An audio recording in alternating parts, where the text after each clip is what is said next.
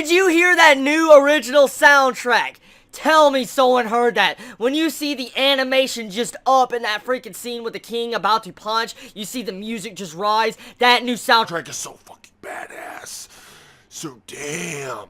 Now, I want to tell you this right now. When you see him just charging his power and all of a sudden, you just see the punch and the fucking fire and explosion just beast through the entire Coliseum. But before that happens, what I enjoyed so much is when you see the people in the freaking Coliseum talking like, wait a minute, I heard he broke an entire fort. They're all getting worried and they're talking like, we need to get out of his way. And so they all leave the stadium and then the punch happens. Damn! He just fucking destroyed the entire fucking arena. Okay, so that was epic. And when we get to see that everybody's just knocked out of the ring, Bellamy's knocked out of the ring, we get to see Blue Gilly knocked out of the ring, everybody that was in the actual arena got knocked out. And then all of a sudden, Barto is standing in the ring like this, blocking the King's Punch. So, if we all remember, 2 episodes ago, it was revealed that the King's Punch could kill probably or knock out an Emperor. I still call bullshit on that. I'm not gonna joke. It's pretty obvious now. But I mean, still, in the matter of fact, if Barto was not there to actually do his barrier and block the entire King's Blast, that entire fucking Coliseum in front or behind Barto would have been just destroyed. It would have been gone and probably took out maybe some of the city. So, if Barto wasn't there, there would have been casualties. There's no joke there. So the King's Punch is definitely a strong force, and I feel like the entire build of it was proper, but at the same time, was there too much build up of the King's Punch? Overall, on a whole, this episode was badass. There was some parts I didn't care about, like Blue Gilly. I don't care for his character,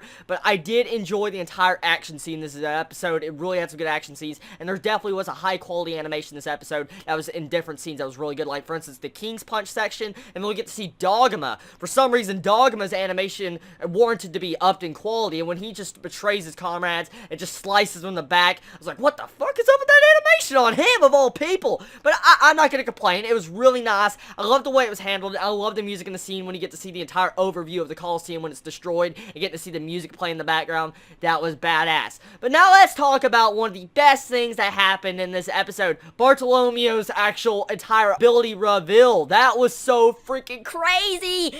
So he's a barrier man. So his entire ability can actually block anything as it seems. It looks like he can block the strongest attacks. But what is the limits to this ability? That's the big question that pops up with this. Okay, so let's take an actual overview of what happened this episode. We have the entire ability getting revealed. We get to see him block, hack, punch, and break his freaking hand. So we see that excessive force, and no matter which direction Barto is facing, he can block it. So he can even block his back when he's facing the other direction. So we know his ability can go in different directions around him, so he's probably in a box or something. But now here's the other question. If we remember from this episode, we see Bellamy actually grab Barto on the shoulder. Go back if you don't remember. Bellamy grabs Barto on the shoulder and holds him. And so Barto really looks like he can't do nothing. So here's the major question right here that pops up. Why can Bellamy grab Barto when Barto technically is a barrier man and nobody has actually been able to touch him? So can only excessive force, like for instance like the King's Punch or trying to punch him with actually, I guess, anger, can actually cause him to pull up his barrier? Is that his actual technique to be able to use his barrier? There's a lot of questions around his ability, and I am very interested to find out more. But that was really entertaining. That was just entertaining so much. It was really good. I enjoyed the music, and I felt like the pacing wasn't that bad in this episode. It was a really good paced episode that really progressed the overall episode. People are going to argue with me, this episode was nothing but fighting, but B Block is finally over, and I'm so happy with that because, I mean, now we're going to get into the other epic freaking fights, and just, oh, I can't wait. I just can't wait.